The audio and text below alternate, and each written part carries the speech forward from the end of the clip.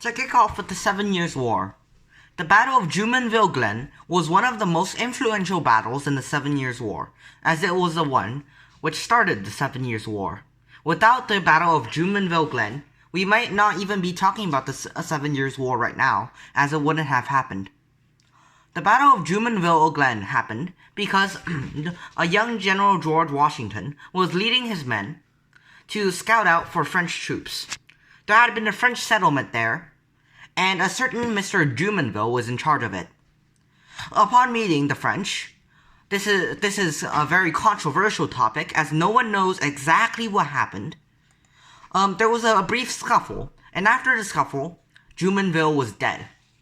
This was a huge scandal in both English, French, and Native American affairs. The Native Americans blamed the British. The British blamed the Native Americans. The French blamed both of them. Nobody knows exactly who is to blame. All they knew was that Jumonville was dead by the end of the affair. Now, we go to Fort Necessity. Fort Necessity was a follow-up of the Jumonville affair. After the Jumonville affair, General George Washington knew that his acts would not go without retribution, so he immediately built the Fort Necessity, so that he and his men could hold out within the fort. However, the fort lasted barely a month before it was seized by the French, and it was captured. It was the only time in General George Washington's career that he had failed, and that he had surrendered. Next. Oh, and by the way, these first two battles are two of the most important battles of the 7 Years' War, as they kickstarted the 7 Years' War. Some people actually say that instead, the Battle of Fort Necessity was the first battle of the 7 Years' War. It's understandable, as some people count the Jumonville Incident, where General Jumonville was killed, as a simple scuffle instead of an all-out battle. Next, we go to Fort Beauséjour.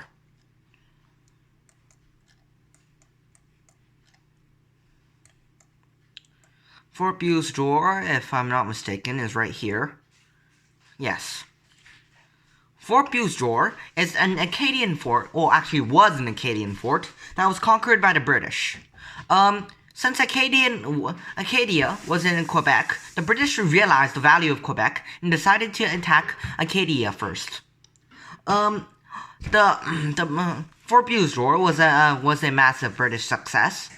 They conquered it and renamed it Fort Cumberland. It collapsed on the 16th of June, 1755. That was the year after the whole Jumonville Incident, which happened on the 28th of May, 1754.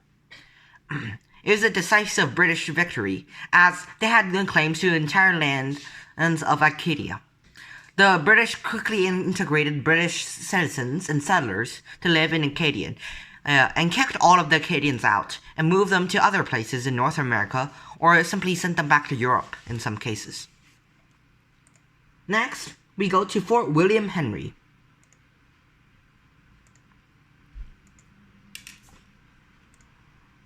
Hold on. Wait.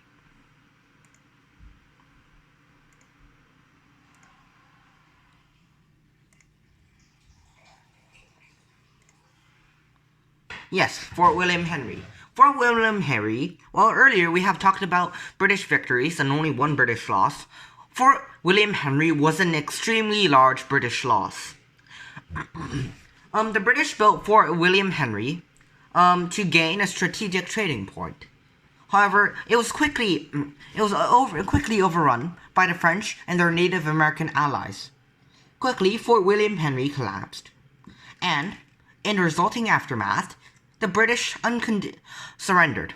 However, due to communications errors, the Native Americans didn't understand, as the French failed to translate for them, and massacred almost the entire British force because of communication errors. The British left humiliated, desolate, and it was a major British loss. At that point, the British hadn't started winning the war, and was on the losing end of it. After Fort William Henry, we go to the Battle of Fort Karelian, just above it. Fort Karelian was a massive British loss, even compared to the Fort William Henry incident, because Fort Karelian, the siege of it, was extremely disorganized on the British part, and the French defeated the British, which outnumbered them by many times. The Battle of Fort Karelian was less of a real siege, and more of a handful of soldiers and commanders getting very angry over the incident of Fort William Henry and deciding to attack a French fort at random. This was a major failure, as the British failed to communicate with each other, and ended up attacking at different times with no coordination. The biggest failure might be the attack of the 42nd and the 46th regiments, because they had attempted to attack the fort twice, and they called off the invasion. However, the 42nd and 46th regiments did not get the message and kept on attacking. The entire 42nd and 46th regiments were almost entirely demolished, and the returning handful of men were all injured. It was a massive British loss, even worse than the Battle of Fort William Henry. Next. Now we go to Louie Bourg. Louie Bourg is a very special battle, as it represented the British slowly turning over the tide of the battle. The British realized how important Quebec was if they ever wanted to win the war, because the French dominated them on all sides except for one part, Quebec. It was very rich, but it was very unguarded. Well, there were a few guards, but if you got past Louie Bourg, then Quebec was practically free for the taking. So that's what they did. Led by James Wolfe, the conquest of Louie Bourg at first was turned back. However, a second attempt was massively successful. They conquered the entire city of Louie Bourg, kicked out all of its residents, and gained access to almost all of Quebec. They had also sank 5 French ships and steered one of them away to join the British fleet. As you can see, the French surrendered on the 26th of July, 1758. This was an extremely important battle because right now, the British had leverage over Quebec. And since Quebec was such an important part to the French and to the Canadians, it could not be let go. That's why the rest of the 7 Years' War, or more specifically the French and Indian War, as we're talking about the North American portion, was so focused on Quebec, because it was such an important defensive location for the French. Now, we go to the Plains of Abraham. I lied when I said when you got past Quebec, when you got past Louis Bourg, Quebec was free for the taking. There was also another strategic outpost, the Plains of Abraham. The British attempted to sweep an uppercut into Quebec. However, they were first met by French troops at the Plains of Abraham, which were, plains named after a guy named Abraham. They had a very brief but very deadly scuffle, which lasted 15 minutes, but left many famous commanders, such as, for example, General Wolfe, dead. The French didn't go without suffering major losses. For example, where was I? Yes. See, in the Plains of Abraham, the British lost General Wolfe, and the French lost General Montcalm. So technically, this is a British victory, but it was, but barely, because they both suffered extreme losses. Now, we go to Paris. After all these battles, I hope you understand how the 7 Years' War went, and what the turning point was.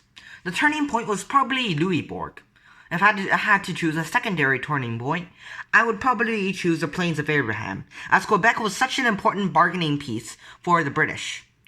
If the British had not decided to invade Quebec, perhaps the British would have lost the 7 Years' War, and we would be looking at a very, very different history.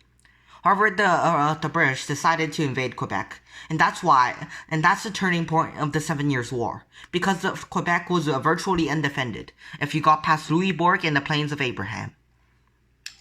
Now that the British secured their hold on North America, and they were winning on other parts of the world as well, the French decided to make peace and surrender, as well as Spain. So right here we go to the Treaty of Paris, 1763. There were a lot of Treaty of Parises, but we're talking about the 1763 one, as that was the one that ended the 7 Years' War. The 1763 Treaty of Paris ended the 7 Years' War, and also guaranteed that the French would mostly back out of Canada. Canada was mostly French-owned during the 7 Years' War, but now the French had basically surrendered Canada, and the British were free to roam over Canada. The French, in turn, got a handful of islands over here. They had a bunch of sugar at these islands, and sugar was very, very expensive, and it was lucrative. The French earned a lot of money through sugar. The Spanish did too. This small island, these small islands with an S, were worth twice as much as the entirety of Canada and the United States combined. That's why the French and the Spanish chose to keep their colonial positions at these small islands instead of keeping their colonial positions in Canada. Because the Canadian fur trade cannot be compared to these islands' sugar trades. That is why we see that the French had backed out of Canada, and that England had dominated the French during the 7 Years' War. Thank you.